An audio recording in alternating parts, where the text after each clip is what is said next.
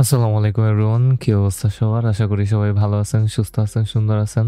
আমি আলহামদুলিল্লাহ ভালো আছি। ওয়েলকাম টু মাই চ্যানেল, যেখানে আমি নিজে শিখি এবং আপনাদেরকে শেখাই। সো গত ভিডিওতে আমরা আমাদের প্রথম প্রজেক্ট স্টার্ট করার জন্য একটা রিঅ্যাক্ট অ্যাপকে তৈরি করছিলাম। অ্যান্ড আমরা আসলে এই প্রজেক্টের ওভারভিউ সম্পর্কে কিছুই জানি না। সো এ ব্যাপারে একটু কথা বলে নেওয়া যাক। আমরা এই স্টারটেকের প্রোডাক্ট পেজটাকে কপি করার চেষ্টা করব। সিম্পলি জাস্ট কপি করার চেষ্টা করব। সো প্রোডাক্ট পেজটাতে যেরকম একটা টাইটেল আছে সেরকম একটা টাইটেল দিব, টাইটেলের নিচে কিছু হাবিজাবি জিনিসপাতি আছে সেটাও দিব, এবং এর নিচে প্রত্যেকটা সারিতে সারিতে 4টা করে প্রোডাক্টকে লিস্ট আউট করা হয়েছে, এবং এই প্রোডাক্টগুলোকে আমরা এভাবেই কপি করার চেষ্টা করব। এবং আমার মনে হয় যে আমরা যদি এই লিস্টের ছোটোখাটো কোনো রকম একটা কপিও তৈরি করতে পারি, তাহলে আমাদের এই প্রজেক্টটা একটু সাকসেসের দিকে যাবে। অ্যান্ড আমি এখানে কোনো রকমে বলতেছি কারণ ভাই আমার ডিজাইন অথবা আমার কালার কম্বিনেশন যদি আপনারা দেখেন তাহলে আর আপনাদের কোনো কিছু বলার থাকবে না। আশা করি আমি অত বেশি বাজেভাবে কালার কম্বিনেশন করব না, এবং আমি এটার কাছাকাছি একটা প্রজেক্টকে তৈরি করার চেষ্টা করব, এবং আমি আপনাদের সাথেই এই প্রজেক্টটাকে করতেছি। অ্যাকচুয়ালি আমি নিজেও এটা এখনো কমপ্লিট করিনি, সো আমি করতেছি এবং আপনারা সেটা দেখতেছেন, এই আর কি। এবং আরেকটা কথা বলে না নিলেই হয় না, কি ওয়ার্ড বললাম এটা, আমি বলে না নিলেই হয় না। যাই হোক, গ্রামাটিক্যালি ঠিকঠাক আছে আমার মনে হয়। আমি এখানে সাইড বাই সাইড আমাদের ব্রাউজার এবং ভিএস কোডটাকে রাখছি, এবং আমি যদি আমাদের ব্রাউজারটাকে একটু বড় করি তাহলে দেখব প্রোডাক্টের ইমেজগুলা একটু হালকা হালকা বড় হইতেছে, এবং সাথে সাথে আমরা যদি এটাকে একটু ছোট করতে থাকি আমাদের ব্রাউজারটা, তাহলে দেখব প্রতি সারিতে 4টা প্রোডাক্টের বদলে এখন 2টা প্রোডাক্ট আছে। এটাকে বলা হয় কোনো একটা পেজের রেসপন্সিভনেস। অ্যান্ড আমরাও আমাদের অ্যাপটাকে হালকা পাতলা এরকম রেসপন্সিভ হওয়ার এবিলিটি দেওয়ার চেষ্টা করতে পারবো। আনলাইক ইউর গার্লফ্রেন্ড, যে আপনার উপরে রাগ করলে মেসেজের রেসপন্স দেওয়া তো দূরে থাক, সিনই করে না। অল জোকস অ্যাপার্ট, আমরা আমাদের কাজগুলো শুরু করতে পারি। আমার কাছে জানি মনে হইতেছে যে ওই জোকটা খুবই বাজে হয়েছিল, তখন আমি বুঝতেছি না ভিডিওতে রাহুম কি রাহুম না। রেখে দিমনি ভাই, যদি ভিডিওতে দেখেন জোকটা আছে তাহলে আমি জোকটা রাখছি। যাই হোক, সো আমি অনেক সময় নিয়ে নিছি, এখন আমাদের আসল কাজে চলে আসার সময় হয়ে গেছে। প্রথম কাজ, আমরা আমাদের অ্যাপের ভেতরে চলে যাব, এবং ব্রাউজারটাকেও আমি সাইড বাই সাইড রাখবো, যেন আমরা যে সকল কম্পোনেন্ট তৈরি করি সেগুলো আসলে কিভাবে আমাদের পেজে শো হবে সেগুলো আমরা পর্যবেক্ষণ করতে পারি। এবং আমরা ফার্স্ট অ্যাপের ক্ষেত্রে সোর্স ফোল্ডারটাকে ডিলিট করে দিয়েছিলাম, এবং এবারও আমরা ওই রকমই একটা কিছু করতে যেতেছি। আমরা সোর্স ফোল্ডারে index.js বাদে বাকি সকল কিছুকে রিমুভ করে দিব। ভাবারও দরকার নেই, জাস্ট রিমুভ মারেন ভাই। অ্যান্ড আমার সোর্স ফোল্ডারও রিমুভ হয়ে গেছে, আমাকে ওইটাকে ফেরত আনতে হবে, এবং ফেরত এনে দেখলাম যে ওইটার ভেতরে কিছু নাই। সো আমি এটাকে আরেকবার ব্যাক দিয়ে দিব। আমি জানি না আমার ভিএস কোডের কি হয়েছে, ভিএস কোডের এই বাগটা খুবই ঝামেলা করে। সো আমি একটু ফিরে যাব আমার ট্র্যাশ বিনে, এবং এখান থেকে আমি একটু রিস্টোর করে নেব আপনাদের সামনেই, কারণ আমি ভুলে সোর্সেও হয়তো বা ক্লিক করছিলাম এন্ড আমার ফোল্ডারটা চলে আসছে। সো আমি সোর্সের ক্লিকটা করা বাদ দিয়ে আমি আস্তে আস্তে index.js বাদে বাকি সকল ফাইলগুলোকে সোর্স থেকে ডিলিট করে দিলাম। অ্যান্ড এখন যদি আমি আমাদের এই রিঅ্যাক্ট অ্যাপের সার্ভারটাকে স্টার্ট করি, তাহলে স্বভাবতই কোনো কিছু হবে না, একটা এরর দেখাবে। সো এরর দূর করার জন্য আমাদের অবশ্যই একটা app.js লাগবে। তো আমি এখানে বড় হাতের এ দিয়ে একটা app.js কে তৈরি করতেছি। আপনারা যদি আমার আগের ভিডিওসগুলো দেখা না থাকেন, প্লিজ প্লিজ প্লিজ দেখে আসেন, কারণ ওখানে আমি ফুল ফোল্ডার স্ট্রাকচার কিভাবে কি হয় সবকিছু নিয়ে পেছাল পারছি। সো প্লিজ প্লিজ প্লিজ দেখে আসেন, বিশেষ করে গত ভিডিওটা না দেখলে হয়তো বা আপনারা অনেক জিনিস মিস করে যাবেন। প্লিজ প্লিজ প্লিজ দেখে আসেন। যাই হোক, সো আমি app.js নামক ফাইলটাকে তৈরি করে ফেলছি। অ্যান্ড এখন আমাকে সবার প্রথম যে কাজটা করতে হবে সেটা হবে রিঅ্যাক্টকে ইম্পোর্ট করে নিয়ে আসা, এবং বড় হাতের আর দিয়ে আমি এখানে রিঅ্যাক্টকে ইম্পোর্ট করে নিব, এবং খুব সুন্দরভাবে রিঅ্যাক্ট ইম্পোর্ট হইতেছে না। So import react from quotation ছোট হাতের আর দিয়ে রিঅ্যাক্ট, আমাদের রিঅ্যাক্টটা ইম্পোর্ট হয়ে গেল। এখন আমরা একটা অ্যাপ কম্পোনেন্টকে তৈরি করব। সো কনস্ট অ্যাপ, অ্যান্ড এখানে আমি অ্যারো ফাংশন ইউজ করব, অ্যান্ড দেন আমি এটা থেকে রিটার্ন করতে পারি একটা সিঙ্গেল ডিফ ট্যাগকে। এবং ডিফ ট্যাগ কেন ব্যবহার করতে হবে সেটা আমি চরম একটা ব্লান্ডার করছিলাম, এই কারণে আমি এখনো ফিগার আউট করিনি ওই বাগটা কি। সো আগের ভিডিওটা অবশ্যই দেখে আসবেন, ওটাতে আমি অনেক খুঁটিনাটি জিনিসপাতি নিয়ে কথা বলছি, এবং একটা এক্সটেনশনে ইনস্টল করা হয়েছে। সো সেটা দেখে আসলে আপনাদের জন্য অনেক ভালো হবে। অ্যান্ড এই ভিডিওতেও আমরা ওইরকমই কিছু জিনিসপাতি দেখবো। সো একটা ডিফ ট্যাগ দিয়ে দিছি, এবং এই ডিফ ট্যাগের ভেতরে আমি লিখে দিতে পারি আমাদের প্রোডাক্ট লিস্ট, যেহেতু আমরা আমাদের এই প্রজেক্টের নাম দিছি প্রোডাক্ট লিস্ট। সো এখন আমরা এটাকে এক্সপোর্ট করে দেব। সো এক্সপোর্ট ডিফল্ট বড় হাতের APP, অ্যান্ড আমাদের কাজ শেষ। এখন যদি আমি আমাদের সার্ভারটাকে স্টার্ট করি, তো সিডি করে আমাদের প্রোডাক্ট লিস্ট অ্যাপটার ভেতরে চলে যাব এবং দেন npm স্টার্ট কমান্ডটাকে ব্যবহার করলে আমরা সেটাকে সার্ভ করে ফেললাম। অ্যান্ড দেন এখন আমরা লোকাল হোস্টটাকে যদি ওপেন করি তাহলে আমাদের স্ক্রিনে ব্রাউজারে লোকাল হোস্ট 3000 পোর্টে শো করবে প্রোডাক্ট লিস্ট। সো সকল কিছু খুব সুন্দরভাবে কাজ করতেছে আমাদের। সো আমরা যদি এখন একটু স্টারটেকের ওই পেজটাতে ফিরে যাই, সবার প্রথমে যে জিনিসটা এখানে আছে সেটা হচ্ছে ফিচার্ড প্রোডাক্টস। সো এটা একটা টাইটেল, এই কারণে আমি প্রোডাক্ট লিস্টটাকে একটা টাইটেল আকারে H1 ট্যাগের ভেতরে ঢুকা দিব। সো প্রোডাক্ট, অ্যান্ড আমি এখানে সবসময় একটা ভুল করি, সেটাই আমি করতেছি। আমি কি লিখতেছি? Product list. অ্যান্ড আমি একটু ফিরে যাব যেন বড় বড় ভাবে আমরা প্রোডাক্ট লিস্টটাকে আমাদের স্ক্রিনে দেখতে পারি। হ্যাঁ, দেখতে পারতেছি। তারপর নিচে কিছু হাবিজাবি জিনিসপাতি দেওয়া আছে, check and get your desired products.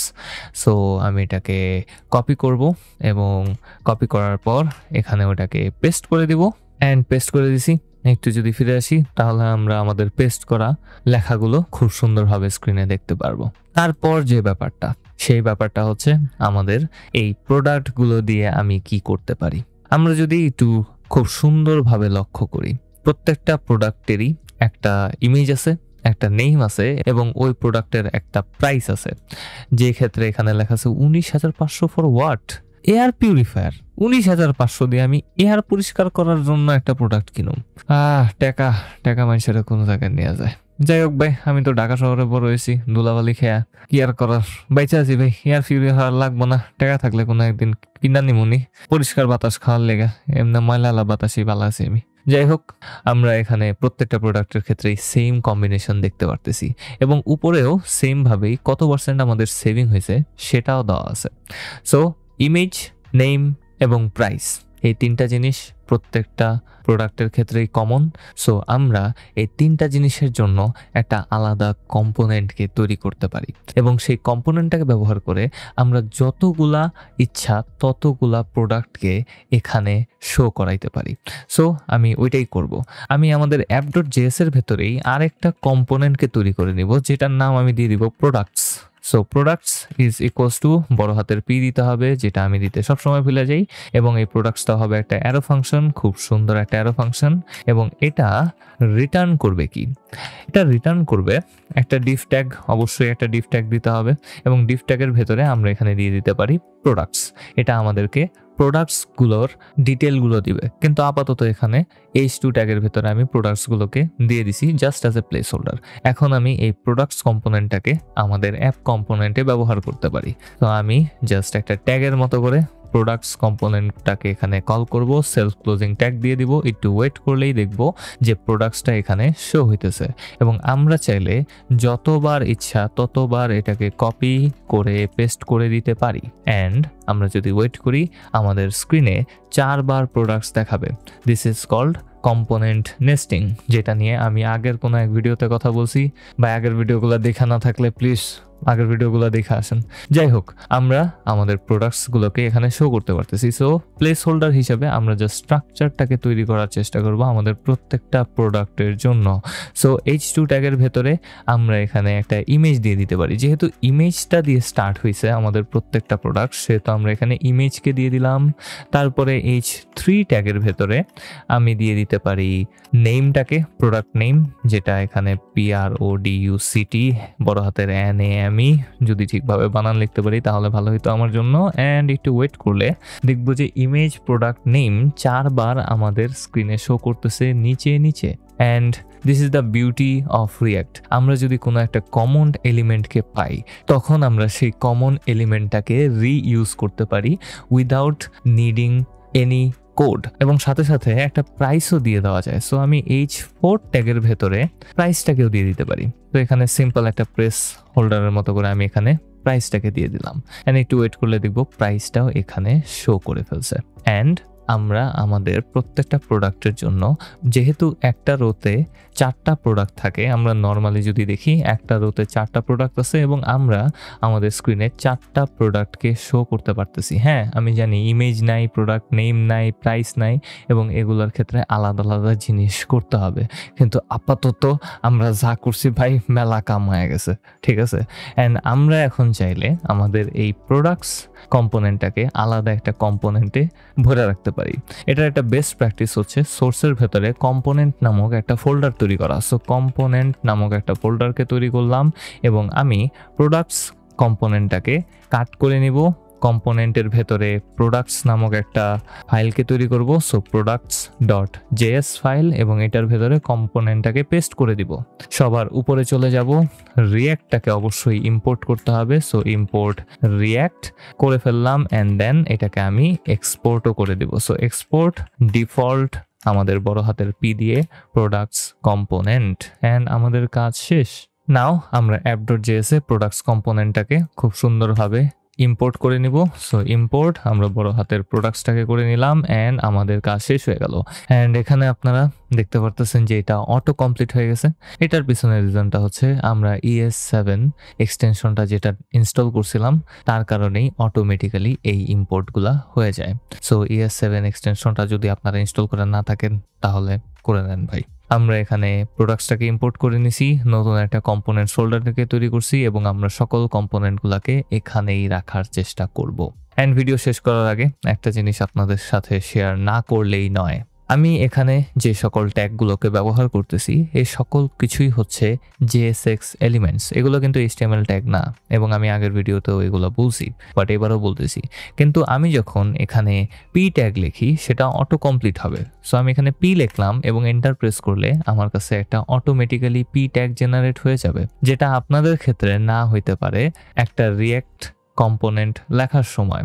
এটার পিছনে রিজন হচ্ছে এমেট নামক একটা অটো কমপ্লিটের মাধ্যমে এই সকল জিনিসপাতি ভিএস কোডে হয়ে থাকে। সো আমি যখন পি লিখে এন্টার প্রেস করি তখন পি ট্যাগটা অটোমেটিক জেনারেট হয় বিকজ এমেট এটাকে অটো কমপ্লিট করতেছে। কিন্তু এমেট শুধুমাত্র কাজ করে HTML এর ক্ষেত্রে, জাভাস্ক্রিপ্টের ক্ষেত্রে না। সো আমরা এই সেটিংটাকে ঠিক করে নিব। সো সবার প্রথম কাজ হবে আপনারা আপনাদের ভিএস কোডের সেটিংসে চলে আসবেন, তারপর এখানে এমেট লিখে সার্চ করবেন EMMET অ্যান্ড এখানে এমেট ইনক্লুড ল্যাঙ্গুয়েজ যে অপশনটা থাকবে সেখানে জাস্ট অ্যাড আইটেমে ক্লিক করবেন। অ্যাড আইটেমে ক্লিক করে টাইপ করবেন জাভাস্ক্রিপ্ট অ্যান্ড ভ্যালুতে লিখবেন জাভাস্ক্রিপ্ট রিয়্যাক্ট অ্যান্ড কোনো স্পেস ছাড়া। তারপর আপনারা ওকে ক্লিক করবেন অ্যান্ড আপনার ভিএস কোডটা একটু রিস্টার্ট মারতে পারেন। না আমার এই কাজ করার কথা কিন্তু রিস্টার্ট মারি আমি মাঝে মধ্যে। অ্যান্ড ওকেতে ক্লিক করে রিস্টার্ট মারলেই আপনারা খুব সম্ভবত এই সমস্যাটার সমাধান পেয়ে যাবেন। এবং আজকের ভিডিওটা ভাই এই পর্যন্তই থাকবে। এরপরের ভিডিওতে আমরা একটু সুন্দরভাবে প্রপস নিয়ে কথা বলার চেষ্টা করব। সো প্রপস জিনিসটা কি ওটাও বুঝবো। পরের ভিডিওতে দেখা হবে। টাটা।